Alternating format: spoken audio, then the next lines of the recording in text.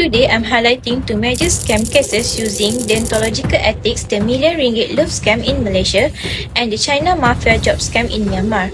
Both cases clearly violate basic moral duties such as honesty, respect for autonomy and human dignity.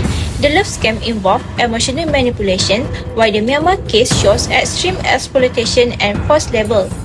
The first issue is the RM love scam in Malaysia, where a scammer faked a romantic relationship, emotionally manipulated the victims, and causes financial and psychological harms.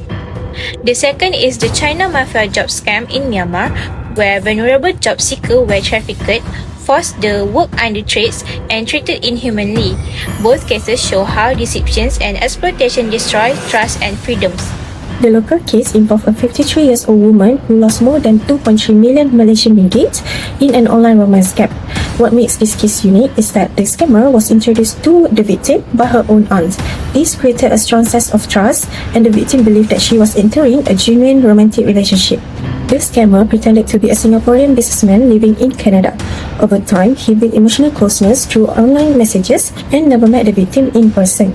The scammer slowly started asking for money using fake stories about business problems, travel issues, and emergencies.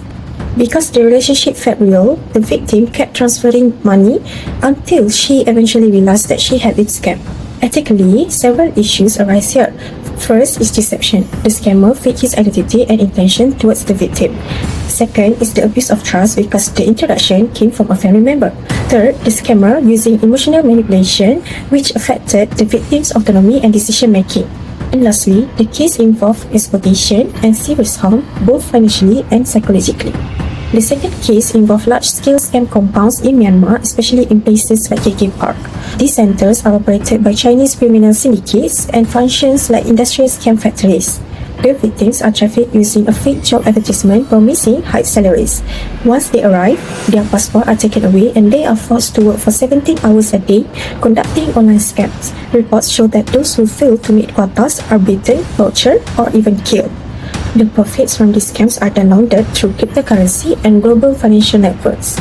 The ethical issues here are extremely serious. They include human rights violations, forced labor, and a complete loss of autonomy. There is also abuse of power because the victims are forced through violence and death.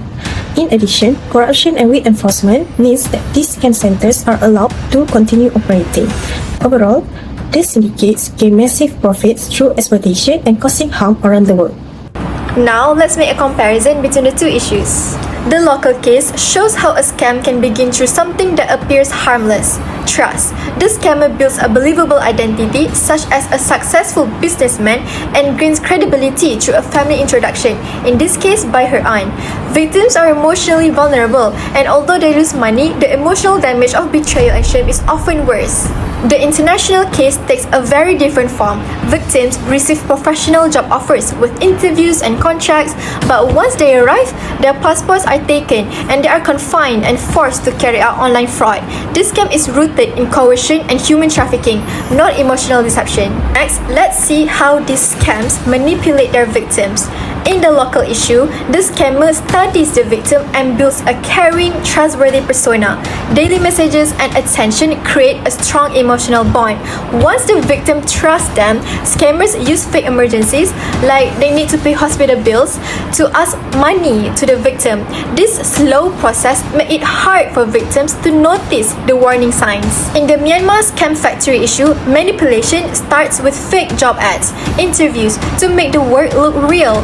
Once victims arrive, passports are taken and they are controlled through threats, strict rules, and violence. They must perform online scams to survive, so compliance comes from fear, not choice. Next, who are the victims of the scam? For the local issue, victims are typically emotionally vulnerable individuals using social media or dating platforms. The kind of people who don't even realize they are being watched. In the background, scammers quietly study their social media profiles, observing every post, every caption, every hint of loneliness. Then, with calculated position, they create personalized emotional approach using affection, attention, and carefully book false relationship to gain trust. In 2024, Malaysian women lost over 230 billion ringgit with more than 1,500 victims, showing that love scam as a major and rising cybercrime category with a 20% increase from 2023. Victims face not only major financial losses and debt, but also deep emotional trauma. Victims in Myanmar are not scam participants by choice, but trafficked individuals from China, Thailand, Malaysia, and other Southeast Asian countries, lured through fake jobs offer promising high pay for them. One of the victims said that he met someone online who told him there's a job for him in Thailand and sent him to Myanmar. They want him to persuade the Chinese people, but then he refused to do that and he got beaten every day. Victims are detained, have their passport confiscated, are beaten, denied rights, and constantly monitored under the threats of violence. Okay, moving on, let's go to the next aspects, which is for the law enforcement and the government actions.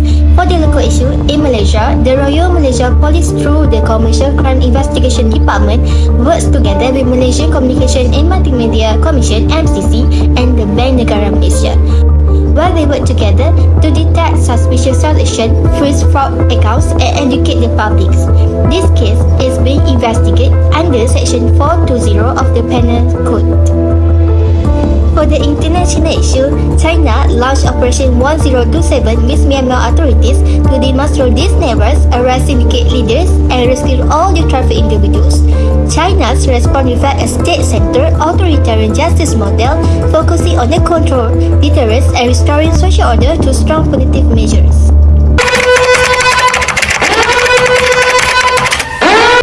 Okay, now I will continue on the next part, which is theory or concept applied for this case.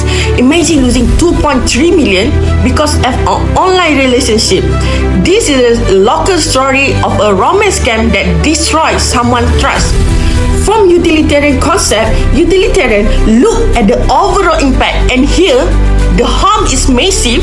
The victim lost her money, emotional damage, and society become more fearful of online love.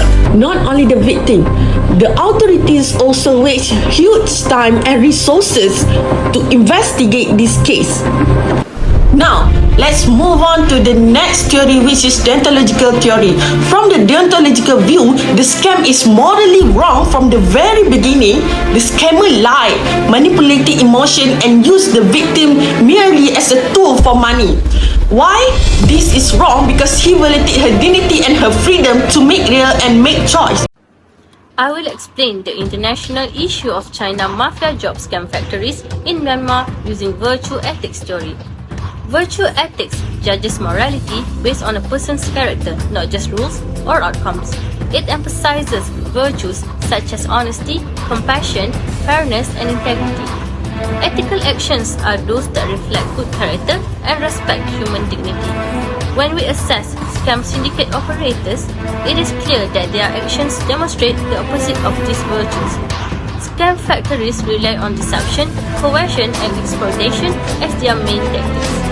Their behavior reflects serious moral vices such as greed, cruelty, and dishonesty. These operators knowingly cause mental suffering, emotional distress, and financial loss to victims around the world.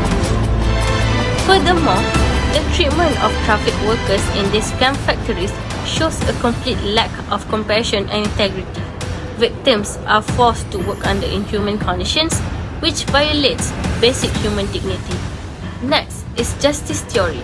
It states that society must distribute benefits and burdens fairly while protecting individual rights and basic liberties. No group should gain advantages at the expense of others' suffering. However, the scam factory system in Myanmar clearly violates these principles. First, there is unjust distribution where criminal syndicates gain enormous profits while victims suffer financial loss, trauma, and deprivation. Second, procedural injustice occurs because victims are deceived, coerced, and denied any fair legal process and consent. Third, these operations involve serious human rights abuses, including forced labor, physical abuse, and restriction of freedom. Finally, this issue reflects structural injustice where global economic inequality and weak governance enable vulnerable individuals to be exploited across borders.